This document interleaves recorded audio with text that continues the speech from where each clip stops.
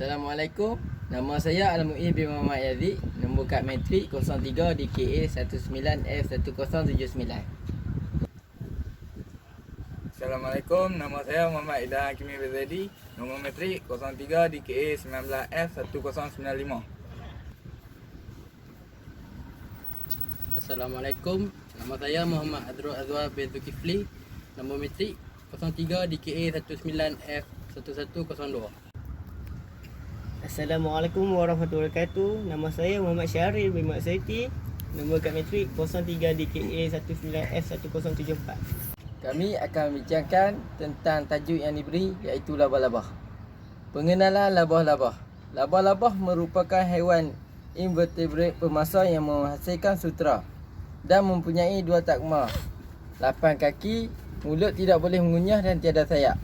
Labah-labah dikelaskan dalam susunan RNA, satu daripada beberapa susunan dalam kelas arachnid yang lebih besar.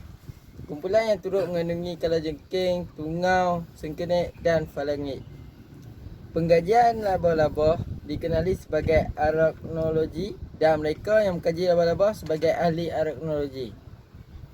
Kebanyakan labah-labah memburu dengan membina sarang-sarang labah untuk memerangkap serangga. Sarang ini diperbuat daripada sutera labah-labah seutas benang protein yang halus dan kukuh yang dihasilkan oleh labah-labah daripada spinneret yang pada kebiasaannya terdapat pada hujung abdomen.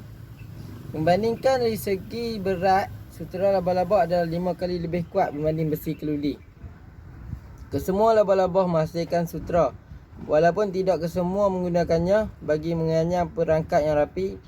Benang sutera digunakan bagi memanjat, membentuk alas dinding licin bagi sarang dalam tanah, membina kantung telur, membalut mangsa, menyimpan sementara sperma dan banyak lagi kegunaan yang lain. Kesemua kecuali satu jenis labah-labah mempunyai keupayaan bagi mencucuk bisa untuk membunuh mangsa dan untuk mempertahankan diri mereka. Hanya subset labah-labah yang terhad yang mampu mengakibatkan masalah perubatan yang teruk. Apabila menggigit manusia, kebanyakan jenis labah-labah yang lain mampu memberi gigitan yang menyebabkan rasa tidak selesa untuk beberapa ketika, tetapi tidak menyebabkan kesan jangka panjang. Seterusnya, saya akan menceritakan sebuah sedikit fakta menarik tentang labah-labah dan kaitannya dengan Al-Quran. Labah-labah adalah antara makhluk ciptaan Allah Subhanahu Wa Taala di atas muka bumi. Kehadirannya di dunia mengambil sedikit tempat dalam kehidupan manusia. Adakala ia mengancam nyawa dan ada yang membuatkan rumah kita penuh dengan sarangnya sehingga merimaskan dan mengotorkan sini rumah. Labah-labah adalah haiwan pemangsa. Sarangnya diperbuat daripada sutera, iaitu seutas benang protein yang keluar daripada hujung abdomennya. Selain itu, labah-labah tidak hidup secara berkumpulan dan memilih hidup bersendiri. Ini kerana kehidupan berkumpulan bagi mereka akan menyebabkan berlakunya persaingan. Apa yang boleh kita ambil pengejaran mengenai penciptaan serangga yang bernama labah-labah ini? Adakah kemunculannya hanya sia-sia dan menyusahkan kita saja? Mari teruskan untuk mendapatkan jawapannya. Okey. Terdapat 5 fakta menarik tentang labah-labah. Labah-labah mempunyai kelebihan dan kelemahan tersendiri. Okey, fakta menarik yang pertama, penglihatan seekor labah-labah. Penglihatan labah-labah terhad. Disebabkan itu, labah-labah bergantung pada getaran sarangnya untuk mengesan mangsa yang terperangkap dan akan bergegas untuk membalut mangsa dengan berbenang sutera. Fakta yang kedua, kelajuan labah-labah. Labah-labah dapat bergerak sehingga 30 km sejam. Kelajuan itu adalah sangat pantas bagi seekor serangga untuk berjalan. Subhanallah. Fakta yang ketiga, telur labah-labah. Subhanallah, indahnya ciptaan Tuhan. Okey, fakta menarik yang ketiga, telur labah-labah. Labah-labah dapat mengeluarkan telur antara 200 hingga 300 biji dalam setiap musim. Daripada jumlah tersebut, 90% akan menetas, manakala selebihnya akan menjadi santapan untuk anak yang baru menetas. Fakta menarik yang keempat, berburu pada waktu malam. Kebanyakan labah-labah berburu pada waktu malam. Makanan akan disimpan dan hanya dimakan apabila perlu. Fakta menarik yang kelima, labah-labah boleh berubah warna. Ada beberapa spesies labah-labah yang dapat bertukar warna mengikut warna benda yang berhampiran dengannya. Contohnya, spesies Golden Road Crab Spider yang dapat berubah warna kuning apabila berada di atas bunga kuning. Okey, seterusnya saya ingin menyampaikan serba sedikit tentang labah-labah yang terakan di dalam Al-Quran. Antara 114 surah di dalam Al-Quran, ada satu surah yang diberi nama Al-Ankabut. Al-Ankabut itu dalam bahasa kita adalah labah-labah. Jika namanya sudah tercatat di dalam Al-Quran, pasti ada perkara penting dan pengajaran yang ingin disampaikan kepada kita. Allah berfirman pada ayat 41 dan surah yang sama yang bermaksud, perumpamaan orang-orang yang mengambil pelindung selain Allah adalah seperti labah-labah yang membuat sarang, dan sesungguhnya rumah yang paling lemah ialah rumah labah-labah. Sekiranya mereka mengetahui, menurut pemerhatian saintifik yang dijalankan oleh ahli anakronologi dunia, binaan sarang labah-labah didapati 3 kali ganda lebih kukuh daripada sarang serangga-serangga yang lain. Tetapi kenapa Allah mengambil sarang labah-labah sebagai bandingan di dalam ayat di atas jika sarang labah-labah lebih kukuh daripada sarang serangga-serangga yang lain? Bukan sarang labah-labah yang zahir yang perlu diperhati saja, tetapi lihatlah juga kehidupan serangga tersebut. Bagaimana keadaan kehidupan rumah tangga labah-labah. Kehidupan rumah tangga labah-labah tidak seindah yang disangka. Labah-labah betina menjadi dominan, berkuasa dan berperanan utama dan membuat tugas yang sepatutnya dilakukan oleh labah-labah jantan. Labah-labah betina hanya memerlukan labah-labah jantan ketika ingin mengawan. Si labah-labah betina mulanya cuba menarik perhatian si labah-labah jantan untuk bersama dengannya. Setelah selesai mengawan, si labah-labah jantan terperangkap, malah dibunuh dan dijadikan pula sebagai makanan. Sesetengah spesies yang lain labah-labah jantan dijadikan makanan kepada anak-anak labah yang akan menetas. Dengan sosial kehidupan labah-labah yang tidak bermasyarakat dan bersendiri, hal ini menjadikan anak labah-labah sanggup berbunuhan sesama sendiri untuk mendapatkan sumber makanan. Bahkan sanggup membunuh ibu mereka sendiri jika mereka terancam. Amat tepatlah kenyataan Allah di dalam ayat yang disebut di awal tadi, betapa rapuh dan lemahnya kehidupan labah-labah. Mereka hanya mementingkan diri sendiri dan tidak menghiraukan labah-labah lain. Sanggup berbunuhan dan tidak ada kasih sayang sesama sendiri. Sudah jelas bukan perkara yang dicatatkan dalam Al-Quran bukanlah sesuatu yang boleh dipandang ringan. Sesungguhnya inilah mukjizat Al-Quran yang akan kekal sehingga ke akhir kiamat. Hanya mereka yang mau berfikir yang akan mengambil pengajaran.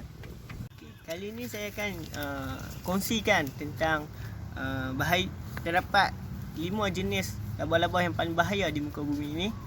Antaranya ialah labah belakang merah ini boleh ditemui di negara-negara seperti Jepun, Belgium dan New Zealand. Racun belakang merah sangat berbahaya, sama seperti racun ular yang berbisa. Sehubungan dengan ini, labah-labah menggigit sedikit boleh menyebabkan akibat yang serius untuk orang itu. Selepas memukul bahan-bahan toksik dalam darah orang yang mengalami kesakitan, kekajangan otot, mengulangi serangan loya dan meningkatkan peluh. Nasib baik, makanan utama untuk labah-labah ini adalah serangga kecil dan kadang-kadang cicak. Orang yang kanak-kanak berbahaya tidak mencari. Berkaitan dengan mana musyarat ini amat jarang berlaku. Seterusnya, labah-labah yang sangat berbahaya ialah cili betapa labah-labah. Arthropod ini juga adalah 10 paling berbahaya di planet ini. Habitatnya di barat Amerika Syarikat. Mit betapa labah-labah boleh di negara Lova, Nebraska dan juga di India. Ini adalah salah satu yang terbesar jenis arthropod. Panjang badan dengan kaki sering mencapai 1.5 inci. Diterjemahkan dari nama Spanyol wakil dunia haiwan labah-labah perang. Seterusnya, spider mouse. Ini adalah makhluk yang berbahaya yang terdapat di Chile dan Australia. Ini wakil arthropod mendapat namanya kerana kepercayaan yang salah orang. Yang salah orang yang laba-laba seperti tikus tinggal di bawah tanah di dalam lubang yang digali oleh mereka. Racun laba-laba tikus protein adalah asal yang dianggap sangat berbahaya untuk manusia. Muncullah ia jarang bertemu dengan individu yang rapat yang kediaman manusia. Di samping itu, laba-laba tikus lebih suka untuk menyimpan racun dan membuat apa yang dikenali sebagai gigitan kering. Seterusnya, Tarantula Cina. Laba-laba ini tergolong dalam spesies tarantula besar. Panjang badan adalah kira-kira 20 cm. Memenuhi tempat jenis ini boleh berada di Vietnam dan China. Oleh kerana saiz dan sengit yang berpandangan, penduduk tempatan yang wujud memanggil laba-laba ini harimau tanah. Cina Tarantula Cina ini mendapati racun sangat berbahaya.